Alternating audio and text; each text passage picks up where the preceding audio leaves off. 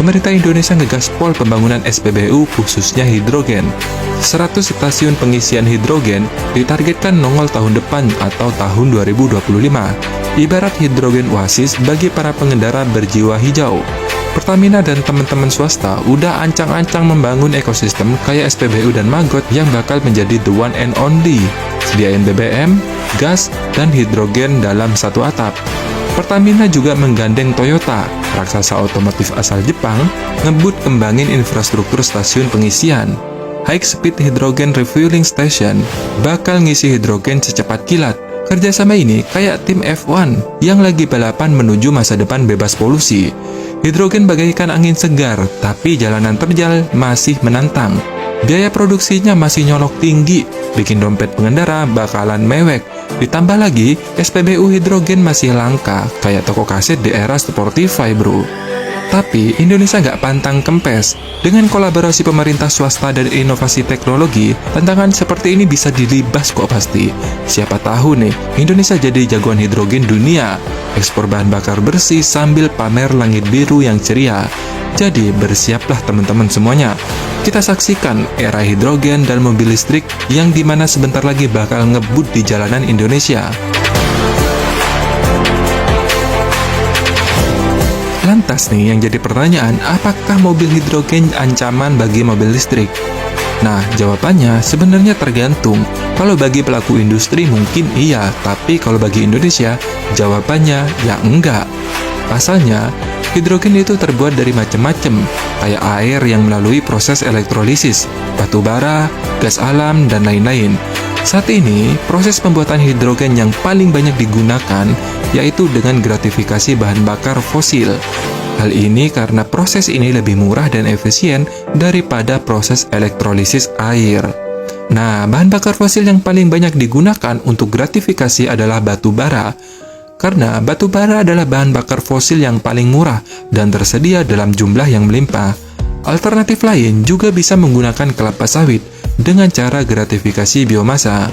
Kelapa sawit dapat diolah menjadi gas hidrogen dengan cara dibakar atau dihidrolisis. Pembakaran kelapa sawit akan menghasilkan gas hidrogen, karbon dioksida, dan uap air. Hidrolisis kelapa sawit juga akan menghasilkan metanol. Selain itu, apakah ada lagi? Ada, bro, yakni gas alam. Gas alam juga bisa diubah menjadi hidrogen, salah satunya dengan cara steam reforming, mengubah gas alam dan uap air menjadi gas hidrogen. Proses ini dilakukan dengan menggunakan suhu dan tekanan tinggi. Namun, kendalanya yaitu teknologi konversi gas alam untuk menjadi hidrogen itu masih belum matang. Hal ini menyebabkan biaya untuk produksi hidrogen dari gas alam masih relatif tinggi. Makanya nih, Pertamina gandeng perusahaan asal Jepang tuh supaya kita bisa riset bersama. Biayanya kan lebih murah tuh risetnya kalau ditanggung berdua. Dan mengenai cadangan gas alam, kalian itu jangan khawatir. Justru gas alam dimiliki oleh Indonesia itu sangat-sangat besar, bro. Dan hebatnya, nggak diotak-atik selama ini. Berdasarkan data Kementerian Energi dan Sumber Daya Mineral, tahun 2023, data terbaru nih, cadangan gas alam Indonesia terbukti mencapai 41,62 triliun kaki kubik atau TFC. Cadangan ini menjadikan Indonesia sebagai salah satu negara dengan cadangan gas alam terbesar di dunia. Potensi gas alam Indonesia tersebar di berbagai wilayah, terutama di wilayah timur Indonesia. Cadangan gas alam terbesar di Indonesia berada di Maluku dan Papua. Jadi, Indonesia nggak perlu khawatir, bro, mau mobil apa yang bakal berkuasa di jalanan nanti. Mau mobil listrik, hibrida, Indonesia tenang-tenang baik. Indonesia nggak perlu bingung. Dengan harta karun sumber daya alam yang melimpah, masa depan jalanan kita udah kita pegang erat. Indonesia itu kayak kelontong mainan raksasa buat produsen mobil listrik.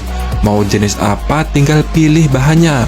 Mobil listrik gampang, baterainya tinggal rakit pakai nikel yang kualitasnya itu juara dunia. Dengan strategi yang jempolan, Indonesia nggak cuma jadi penonton, bro, di masa depan, tapi jadi sutradara masa depan jalanan. Mau mobil apa yang berkuasa, kita yang atur.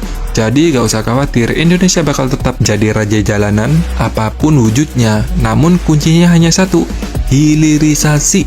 Jangan sampai harta kita semua itu dijual murah ke luar negeri. Semoga informasi yang sedikit ini bisa menambah wawasan teman-teman semua. Terima kasih ya udah menonton dan sampai jumpa.